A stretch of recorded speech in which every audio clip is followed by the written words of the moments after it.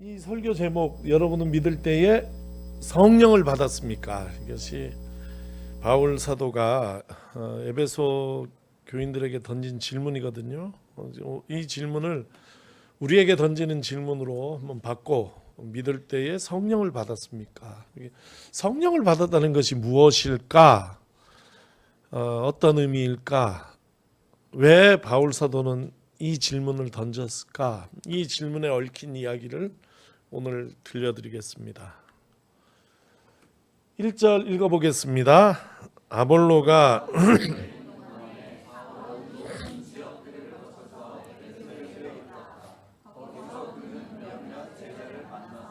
네. 오늘 이 질문은 바울이 에베소에 이른 다음에 던진 질문인데, 이 에베소에 이른 얘기를 하면서 아볼로가 고린도에 있는 동안이라는 이야기로 시작해요. 그러니까 이게 이 질문은 아볼로하고 상관이 있는 질문이에요. 그리고 바울은 높은 지역을 거쳐서 여기 이르렀다고 하는데, 이게 말하자면 미안합니다. 3차 전도 여행이거든요. 3차 전도 여행이 저는 19장 1절에서 시작한 줄 알았는데 18장에 나와요. 18장에서 시작해서 이렇게 되는 거예요. 18장 22절 읽어봅니다. 시작.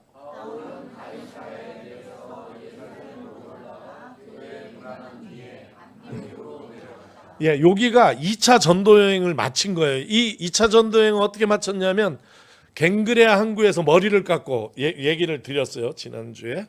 갱그레아 항구, 고린도에 있는 갱그레아 항에서 머리를 깎고 에베소까지 같이 갑니다. 누가 같이 가냐면 아이고, 딱 나와야지. 아굴라와 브리스길라 같이 가요. 그리고 거기에 바울 혼자 잠시, 에베소에 잠시 있고는 여기 가이사라라는 것은 베드로가 고넬료를 만난 장소거든요. 거기는 이스라엘의 항구예요. 욥바에는 유대인이 살고 가이사라에는 유대인은 시민권도 받을 수 없다는 얘기 드렸어요. 여기에 가서 안디옥으로, 고향교회 안디옥으로 갔다. 이게 우리가 2차 전도여행 마친 거예요. 그리고 얼마 동안 있다가 다시 떠나서 갈라디아와 부르기아 지방을 두루 다니다가 드디어 높은 지역을 통해서, 그러니까 높은 지역을 거쳐서 에베소에 이르렀다, 이렇게 되는 거예요.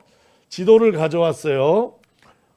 저기가 저 위에 출발지가 안디옥입니다. 요곳의 좋은 점, 여기 안디옥. 더 좋은 점 여기 안디옥 보이죠? 거기에서 걸어서, 다른 여행들은 배로 출발했는데 바울 사도가 걸어서 여기 갈라디아, 그 다음에 여기가 프리기아, 요 지역을 거쳐서 여기 드디어 에베소에 왔다, 이런 얘기예요. 근데 높은 지역이라는 얘기가 있어서 이 얘기는 좀 언급을 하고 싶어요. 그 지형을. 높은 지역이다 하는 거는 고원을 얘기해요. 플래투. 그러니까 아나톨리아 고원이라는 곳이 있는데, 지금 튀르키예 지역이 이게 다 튀르키예잖아요. 아나톨리아 반도라고 하는데 거기에 한 90%가 고원이에요. 고원. 그리고 고원 옆에 해안지대로만 뚝 떨어져서 평야를 이루거든요. 이런 경우는 보통 해안지대는 비옥해요. 기후도 좋고, 해양성 기후로 기후도 좋고 땅도 좋아. 물에서 퇴적된 것이 글로 쌓여가지고 땅도 좋고. 그러나 이제 그거는 이 테두리만 그렇고 위에는 고원지대를 이루죠. 거기는 거친 지형이에요. 사진 몇 개 가져왔어요. 이분은 아는 사람이에요. 김재환 장로님이에요. 성지순례 갔을 때입니다. 여기는 어디 위냐면 골로새라는 동네 위를 밟고 있어. 골로새는 아직 발굴이 안 돼 있어요. 이 초원 밑에 골로새서의 골로새가 잠자고 있어요. 돈이 없어 못 파요 지금. 내가 보여드리려는 건 저 산이에요. 산 동네 아래에 집들이 있는데, 저 산에서 이쪽으로는, 바다 쪽으로는 비옥해요. 그런데 저 산이 있고, 우리 같으면 그 산 너머에 또 평야가 있을 것 같잖아요. 안 그래요. 저 산 올라가면 그때부터 고원이 시작되는 거예요. 어디까지? 끝도 없이. 이게 튀르키예 소아시아 바울이 여행한 지역의 특징이에요. 그래서 제가 2018년도 처음으로 제가 성지순례 혼자 여행했을 때에 이런 게 다 고원지대예요. 굉장히 높고 뒤에 산이 있는데 저 정도 되면 한 해발 한 3,000m 돼요.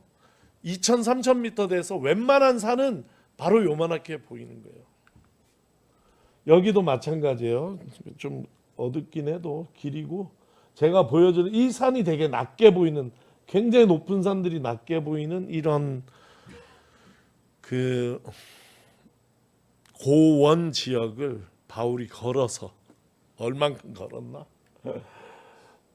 여기 안디옥부터 지금 시리아 안디옥부터 걸어서 에베소까지 왔다. 이건 참 너무 놀라운 일이고 바울이 했을 고생 저 위는 그렇게 먹을 것이 많거나 집들이 다닥다닥 있는 그런 동네가 아닌데 고생을 많이 했구나 그런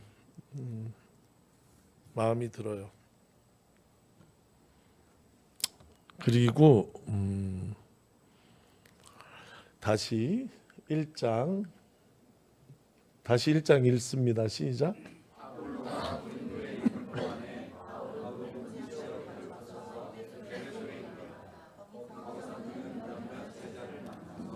몇몇 제자는 그리스도인을 얘기합니다. 제자는 그리스도인. 이 사람은 누가 그리스도인으로 만든 전도하고 교육한 사람이냐? 이 제자들은. 이게 이제 빼먹었어요. 우리가 그 부분 내가 건너뛰었어요. 좀 이 사도행전 지금 58회야. 58회인데 19장이야. 야, 주여 이게. 그래서 18장 그 하반부를 내가 건너뛰면서 오늘 설교에 섞어서 얘기하는데 바울이 에베소에 들렸다가 떠난 뒤에 거기 남아서 예수를 가르친 사람이 누구냐면 아볼로라는 사람이에요. 아볼로에 대해서 이렇게 얘기합니다. 읽습니다.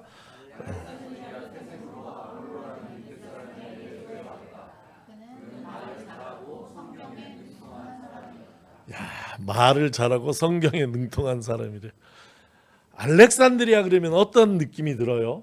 알렉산드리아 알려져 있나 모르겠어요. 우리 요새 한국 기독교 형성사 하는데 너무 재밌어. 왜 재밌냐면 예를 들어 이런 얘기를 하는 거야. 초기 한국 교인들이 어떻게 예수를 받아들였겠나, 십자가를 받아들였겠나, 정감록 때문에 받아들였다는 거야. 정감록. 아니 이게 뻥이 아니라 그게 역사적으로 정말 사료를 통해서 증명이 되는 얘기들이에요. 근데 그 정감록의 십승지 이게 이제 구원의 도성이거든요. 10군데. 이 십승지가 이게 이제 기독교인들이 십자가가 승리한 이래서 십승지야말로 십자가야말로 십승지다 이렇게 해서 전도가 딱 됐다는 얘기예요. 너무 재밌잖아. 박은정 집사님 좀 알아듣는다. 역시 저기 유신명 집사님이랑 같이 살아서 그래. 이왕 앉을 거면 좀 나란히 같이 앉지 또 한 칸 띄고 앉으셨대. 근데 내 유신명 집사님 얘기하려는 건데 이 십승지 목록이 쫙 나와요. 거기 보면 야 유신명 집사님은 그걸 다 찾아보고 깨달았어. 그게 다 봉화 근처라는 거야. 봉화가 어떤 땅이냐 하면 도시 소멸, 지역 소멸 1위야 거의 지금. 그런데 유신명 집사님 가슴에는 그게 아니야. 봉화는 구원의 새 땅이야. 십승지. 그래서 유신명 집사님은 자기 고향 봉화에 대한 자부심이 뿜뿜이야 지금. 봉화 그 일대 영주 그 인근 일대에 정감록이 예언한 구원의 땅이다 이런 거지. 얼마나 좋아요. 여러분은 고향이 어디시고 무슨 자부심이 있어요? 여러분의 고향이 알렉산드리아라면 무슨 자부심을 가지고 사냐? 신도시? 신도시도 맞지. 알렉산더 대왕이 기원전 300년대에 그러니까 기원전 4세기에 지은 신도시는 맞아요. 근데 여기를 무슨 신도시로 건설했냐? 판교는 테크노파크로, 과천은 지식정보타운으로 신도시를 만들었잖아요. 여기는 도서관으로 만든 거예요. 알렉산드리아 도서관이 제일 유명한데요. 그래서 뭐라 그럴까, 로마 제국 시대에 로마가 행정의 수도였다면 그 시대 지식의 최고 결집 지역, 그냥 어디냐면 알렉산드리아예요. 알렉산드리아 도서관이 세계에서 제일 유명해. 지금은 흔적이 없어요. 그런데 거기 출신이란 말이에요. 도서관이라는 건 이렇게 생겼어요. 약간 이렇게 상상도야 다 전부. 근데 저기 있는 장작 같은 게 저게 장작이 아니라 책이에요, 책. 그때 책은 이런 식의 이게 실도 아니고 장작도 아니고 두루마리, 파피루스 아니면 양피지 이런 걸로 해서 말아서, 저 책이 어느 정도 있었다고 보냐면 알렉산드리아 도서관에 조금 과장한 면도 있겠지만 50만 개 정도가 모여 있는 거예요. 거기 알렉산드리아 책 가져가면 다 사줘. 그 알렉산드리아 도서관에 없는 책은 다 사줘. 비싼 돈 주고. 그런 식으로 책을 모았단 말이에요. 이게 책만 읽는 데냐면 그게 아니에요. 여기서 연구, 그 연구의 꽃이 누구냐면 필론이 누구냐면 여기 우리 교회 초대해가지고 왔던 문의일 목사님, 여자 목사님, 헬라어 막 엄청 유창하게 읽던 목사님 생각나죠? 그분이 국가 프로젝트로 한 게 필론의 책을 번역한 거거든요. 필론이란 사람이 어디서 연구했던 사람이냐? 알렉산드리아에서 뭘 연구했냐? 유대 사상, 구약과 헬라 철학을 같이 접붙이는 작업을 한 거예요. 구약 안에 헬라 철학이 얘기하는 진리가 그 속에 숨어 있다는 거예요. 구약 안에 이런 작업을 한 그런, 그러니까 서방과 동방이 만나는 곳, 지식적으로 알렉산드리아. 유대의 히브리어로 쓰여진 구약 성경을 그 당시 세계 언어인, 그러니까 히브리어는 지방 언어예요. 이 민족어를 그 당시 세계 언어인 헬라어로 번역한 게 70인역 셉투아진트라는 거예요. 어디서 번역했냐? 알렉산드리아에서 번역한 거예요. 이렇게 얘기하면 끝도 없어요. 알렉산드리아는 지식의 그 당시 지식 도시. 이게 과천이네. 과천이 지식정보타운이잖아요. 그런 데였다. 여기가. 그러니 거기에서 온 아볼로라는 사람은 어떤 면에서는 당연하게 말을 잘하고 성경에 능통한 사람이다. 이해가 되는 것이. 성경 구하기가 어려운 시절이에요. 성경을 못 봐. 어디서 봐? 앱이 뭐가 있어요? 책도 없던 시절에 성경을 비교적 잘 접할 수 있는 알렉산드리아의 지식인 아볼로, 그는 말을 잘하고 성경에 능통한 사람이었다. 그가 에베소에 와서 전도를 하고 그가 그의 제자를 삼은 12명 정도 되는 이런 사람들에게 예수에 대해서 잘 가르친 거죠. 자, 아볼로에 대한 평가를 읽습니다. 시작.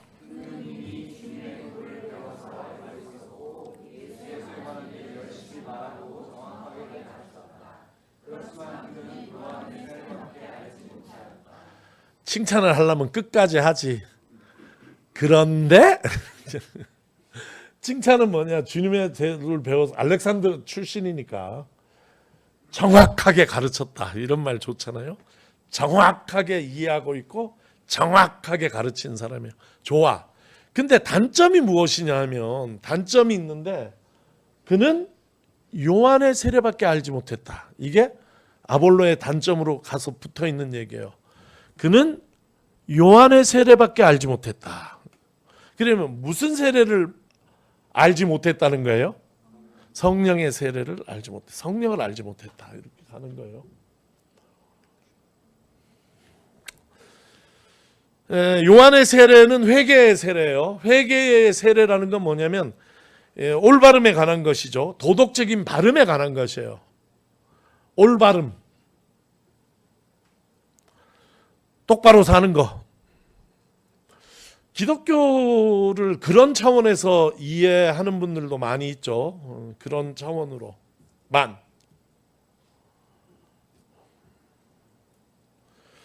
어쨌든 다시 19장으로 넘어가면 몇몇 제자들 있잖아요. 몇몇 제자들은, 그러니까 바울 사도가 만난 몇몇 제자들은 아볼로의 제자들이에요. 그러니까 야, 이 바울도 무슨 첩보망을 가지고 있었는지 다 알고 있어. 그러니까 이 그 먼 길을 걸어가지고 에베소에 오자마자 만난 제자들에게, 자기 제자는 아니죠, 아볼로 제자들에게 제일 처음으로 딱 묻는 게 뭐냐면 이 질문, 오늘 설교 제목, 여러분은 믿을 때에 성령을 받았습니까? 딱 묻는 거잖아요. 약점을 너무 직설적이야. 나는 목회를 저런 식으로는 안 해. 나는 훨씬 바울보다는 따뜻한 사람이에요. 바울 사도는 봐주는 게 없어. 딱 그냥 전곡을 딱 찔러서 잘 알고는 있는데 성령을 받았느냐, 아볼로의 제자인 걸 알기 때문에 그렇게 물은 거죠. 근데 아볼로 제자들 딱 정확하게 얘기를 하는데 그들은 읽습니다.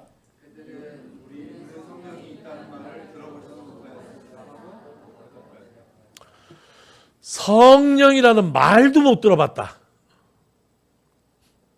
이 얘기예요.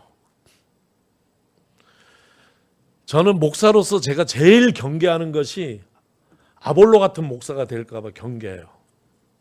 공부를 너무 많이 했어. 여러분은 맨날 지금은 이해를 못하겠지만 공부를 너무 많이 했어요. 그러니까 딱 제가 그 잘못 가면은 아볼로 같이 가는 거예요. 그래서 아볼로가 안 되려고 애를 쓰는 사람이에요. 지식을 너무 숭상하고 책 안에 뭐가 대단한 것이 책에 있는 듯이 생각하는 사람들이 있는데, 그때 내 책을 너무 무시하는 건 아닌데, 그러나 그런 식으로 생각하는 것이 아볼로가 되는 길이에요. 알렉산드리아식 생각이에요, 그게. 제가 2022년도 판교에서 대장동으로 이사가면서 한 일 중에 가장 훌륭한 일이 3톤 책을 3톤어치를 3톤 1톤 트럭 3개 분량을 버렸어. 그거를 이렇게 이 책 버릴까 말까 하면 못 버려. 전혀 못 버려. 아저씨, 여기부터 저기까지 싹 버려주세요. 거기에는 진짜 그 책 한 권을 살 때마다 밥을 굶으면서 들었다 놨다, 아마존 장바구니에 들어갔다 봤다, 100페이지인데 한 400불 500불 하는 희귀도서 포함하여, 왜 그 다 책을 이고지고 사는 사람, 나는 그런 사람은 안 되겠다. 한신대 도서관에 전화했었는데 귀한 책들 많은데 가져가라 했더니, 목사님 제발 책 좀 주지 마세요. 힘들어 죽겠어. 책 쌓여 있는 게, 목사님들 은퇴할 때마다 주는 책이 산더미 같아가지고 우리를 너무 과로시키는 거라. 그래서 알았다 그러면 미련도 없다 나는. 그래놨더니 얼마나 자유한지 몰라.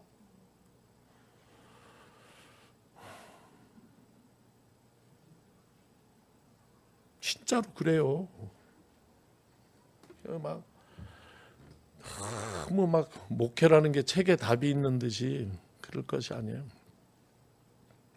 아니, 무식해도 완전 무식한 목사가 좋다는 그런 얘기가 아니에요. 그런 얘기가 아니라 아볼로 같은, 이 균형이 잡혀야 되는데 아볼로 같이 가면 안 된다는 거예요. 아볼로 같은 교인들이 많은 교회는 망해요. 망하진 않고 차차 망해. 천천히 망해. 금방은 안 망하고. 아볼로 같은 교인들이 많아. 그런 교회들이 있어. 근데 이름도 다 될 수 있어요. 그러나 신앙이라는 것은 지식적이고 이성적인 것이 바탕이 돼야 돼. 절반 정도. 그러나 그게 다가 아닌 것이에요. 그 이상의 것이, 그 이상, 우리가 살아가는데 올바름, 그 이상의 것이 있다. 그 전국의 질문이 믿을 때 성령을 받았느냐. 그걸 누구한테 얘기하냐면, 예수의 도를 잘 알고 예수의 말씀도 잘 알고 예수의 가르침을 정확하게 가르치는 아볼로의 제자들에게 바울이 물은 질문이 그것이라니까요. 여러분이 믿을 때에 성령을 받았느냐, 성령을 받았느냐. 그러니까 이성과 상식과 합리의 테두리 안에서만 믿는 것이 아니라 그것을 넘어서는 하늘이 주신 뜨거움이 가슴에 있어야지 되는 것이에요. 다시 진도 나갑시다. 읽습니다. 시작.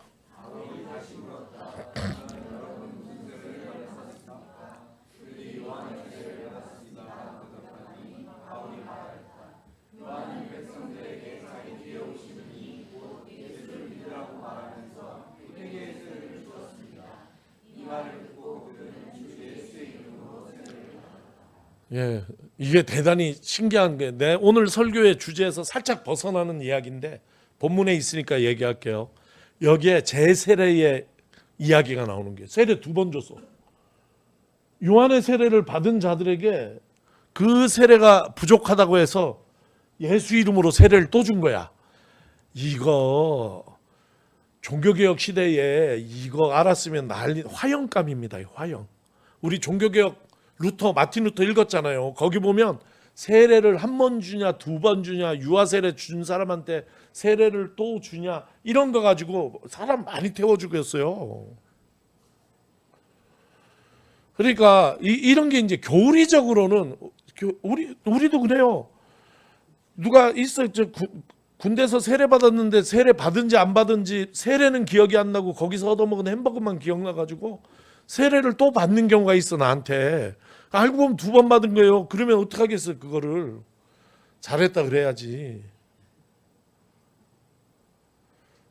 근데 보통은 굉장히 교리적으로 그걸 따진다고. 그러니까 제 얘기의 핵심 뭐냐면 웬만한 이단도 다 성경에 근거가 있어. 그러니까 너무 이단이냐 아니냐, 이단이 안 되려고 너무 막 힘써 애쓰지 마라. 해를 끼치는 그 아주 독한 이단이 아니면 성경에서 교리 안에 갇혀서 살지 말고, 그러니까 신앙생활 하는데 너무 교리 중심으로 할 것도 없다니까요. 내 얘기 핵심은 그거예요. 그냥 왜 우리 교단은 그게 있어요. 여러분은 한국 기독교 장로회 교인된 것을 기쁘게 생각하세요. 왜? 우리 교단이 이단 판정을 받았었거든. 그래서 쫓겨난 교단이잖아요. 이단이라고, 우리가 이단이라 당했거든. 그러니까 우리는 남한테 이단이라는 얘기를 쉽게 안 해요. 교리를 벗어나면 이단이라는 거거든. 근데 너무 교리 안에서 신앙이 요만해진다니까. 교리 안에 살아가는 사람들은 뭐 진짜 다시 율법주의로 돌아간 거예요. 이것도 못하고 저것도 못하고.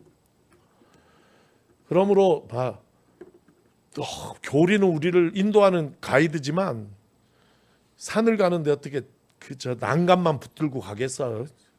난간 밖으로 갔다 들어왔다가 그렇게 하는 거죠. 그러니까 여기 큰일 날 일이지만 성경에 이런 일들이 있다 하는 걸 알고 신앙생활을 하되 저 담장도 오가고 큰 마음으로 신앙생활을 하시길 바래요. 또 그런 사람들이 설마 있다 해도 우리 교인들을 얘기하는 거 봐봐. 내가 따지면 이단 많아. 우리 교인들 성경 공부할 때 하는 얘기들 보면 이단 많아. 그래서 이단을 안 하잖아요. 다 너그럽게 아이고 그렇게 생각할 수도 있고 저렇게 생각할 수도 있고, 그런 마음으로 신앙생활을 해야 넓게 우리가 우리 삶의 진실한 이야기를 하면서 신앙생활을 할 수 있다니까. 그러니까 이런 거를 반면교사 삼아야 돼. 여기 세례 2번 주잖아요. 이상하다 하면 안 돼. 그냥 그때 2번 줬나 보다. 6절 읽습니다. 시작.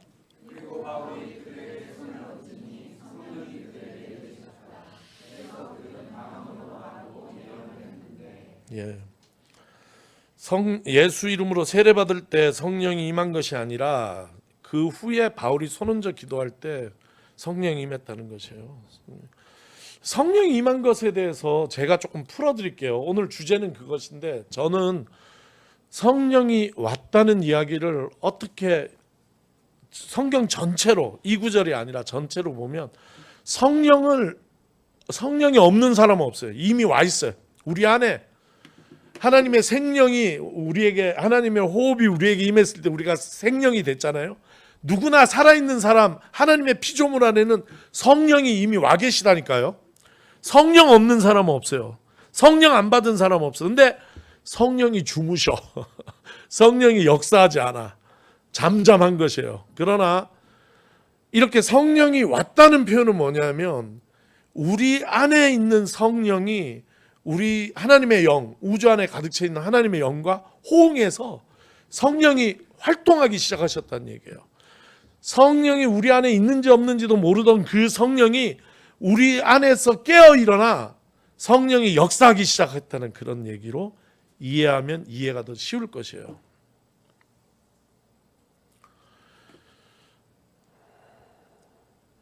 아볼로에게 배운 사람들이 성령을 들어본 적도 없는데 바울이 기도를 간절하게 했을 때에 그들이 성령을 받았다는 게, 그 안에 성령이 역사하기 시작했다는 게, 그 역사가 어떤 식으로 일어났냐면 방언을 하고 예언을 했다 이렇게 나와요. 방언과 예언을 어떻게 이해할 것인가 이것인데, 방언은 무엇이냐 하면은 저는 방언을 이렇게 얘기해요. 읽습니다. 시작. 예, 방언은 내 언어의 폭이에요. 방언을 한다는 것은 내 언어로 말하는 것이 아니라 하나님 주시는 언어로 얘기한다는 것이에요. 그러므로 방언은 내 언어가 폭이 되는 것이에요.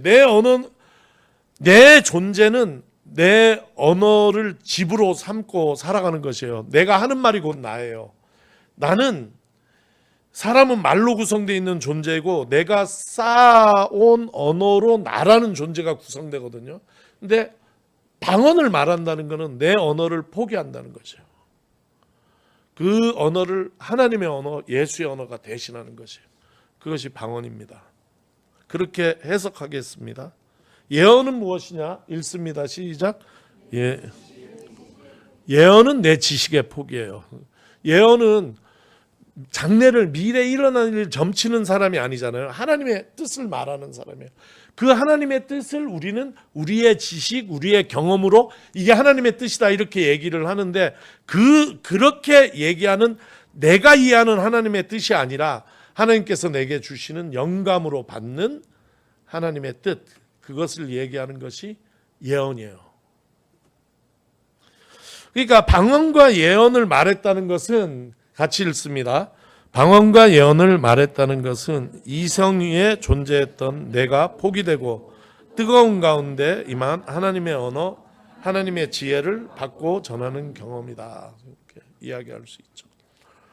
내 언어, 내 지식을 포기하고 하나님의 언어, 하나님의 지식을 내가 그 위에 살고 그것을 선포하는 것, 그것이 방언과 예언의 사건이다. 이렇게 이해를 합니다.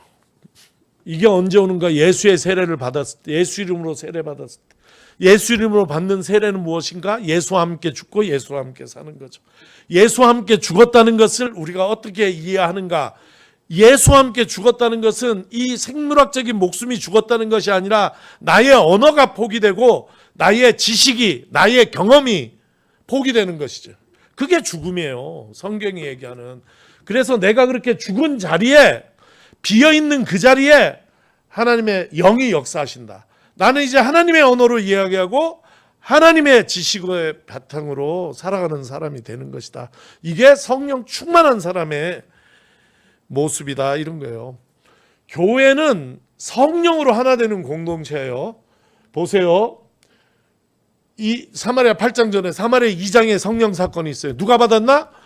마가다락방에서 유대 제자들이 받았어요. 유대인 제자들이 성령을 받았어요. 그러니까 유대인 제자들이면 성령이 임한 게 아니에요. 사도행전 8장에 보면 사마리아인에게 요한이 손을 얹으니 그들이 성령을 받았다 이렇게 나오고, 또 사도행전 10장에 이게 가이사라 얘기인데 여기에서 베드로가 고넬료의 집에 갔을 때에 고넬료와 그와 함께 있던 사람들이 성령을 받았다 이런 얘기가 나오고, 오늘 이 사도행전 19장에서는 아볼로의 제자, 알렉산드리아 아볼로의 제자들이 성령을 받았다 이런 얘기가 나오는 것이에요. 그러니까 예수의 세례를 받고 그리스도로 옷 입고 헬라인도 없고 유대인도 없고 자유인도 없고 종도 없고 여자도 없고 남자도 없고 이런 일이 어떻게 일어나는가?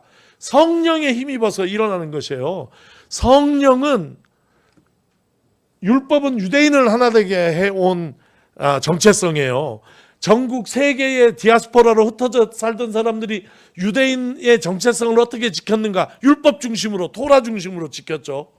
그러나 성령은 유대인들에게 임하는 것이 아니라 모든 민족 족속에게, 예수 믿는 사람들에게 일어나는 것이에요. 그래서 사도행전 안에서만도 사마리아 사람, 가이사라 사람, 알렉산드리아 사람, 유대인들에게 성령이 임했어요.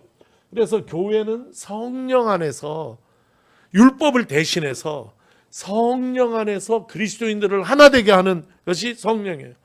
여러분 우리가 여기 모여가지고 신앙생활하는 게 기적이에요. 여러분 한번 옆에 있는 사람 둘러보세요.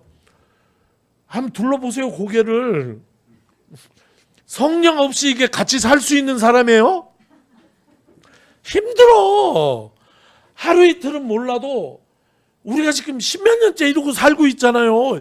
이게 보통 일이 아니에요. 우리는 안 싸우고 잘 지내잖아요. 그래도 보통 일이 아닌 것이에요. 이거는 성령이 하시는 일이에요.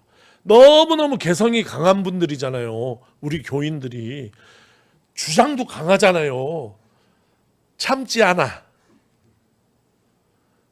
그런데 우리가 함께 살 수 있는 것. 그러니까 예배 중심 교회가 아니라, 그러니까 예배만 드리고 집에 가는 교회가 아니라, 그래도 우리가 공동체를 지향하면서 살아갈 수 있는 것은 우리 안에 성령이 역사하셔서 우리 각자를 그래도 우리의 언어 대신 하나님의 언어를 주시고 우리의 마음 대신 하나님의 마음을 주시는 성령의 역사로 우리가 하나 되어 살아가고 있는 것이다 하는 것을 고백할 수 있기를 바라요.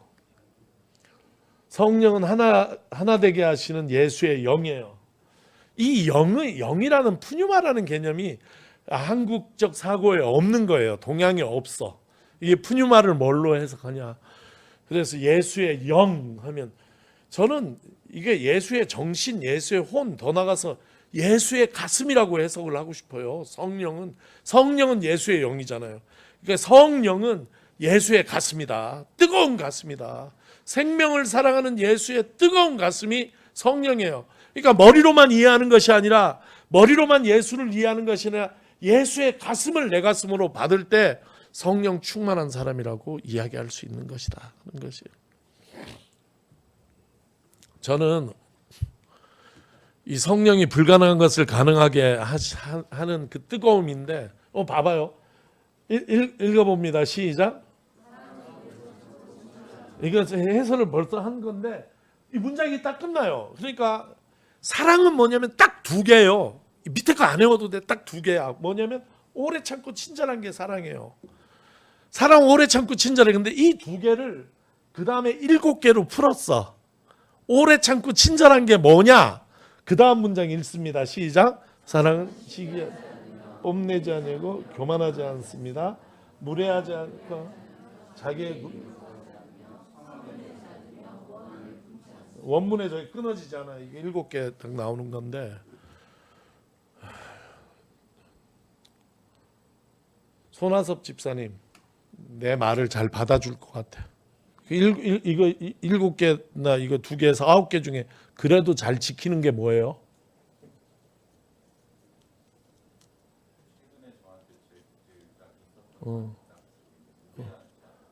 무례하지 않는 건 잘할 수 있어요. 집사님 잘하는 거예요? 그것도 잘해. 야, 2개 잘하는 사람 처음 본다 내가. 하나도 잘하기가 어려운데 손아섭 집사님은 2개 진짜 믿어져. 잘 안 되는 게 뭐예요?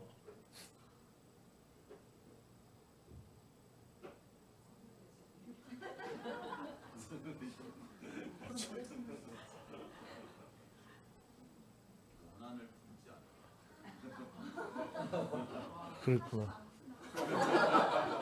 원한을, 좋아. 마지막에 있는 원한을 품지 않습니다. 이게 그거 하나 가지고 생각을 해봐요. 거기에 따라 여러분도 여러분 거 골라서 안 되는 거 골라 생각을 해봐. 제가 볼 때는 신앙은 3단계가 있다고 봐요. 1번은 교인의 단계야. 교인의 단계는 뭐냐면 교회만 왔다 갔다 하지 그리스도인이 돼본 적이 없다는 부정적 의미로 교인이라고 붙인 거예요. 교인의 단계. 그는 뭐냐면 인정을 안 해. 원한을 품지 말라는 게 말이 돼? 머리로도 이해가 안 되는 거야. 머리로도 이해 안 되는 단계가 교인의 단계예요. 왜 성을 내지 말해? 건강한 심리학은 성을 내라고 얘기해. 뭣도 모르면서 이런 태도 있잖아요.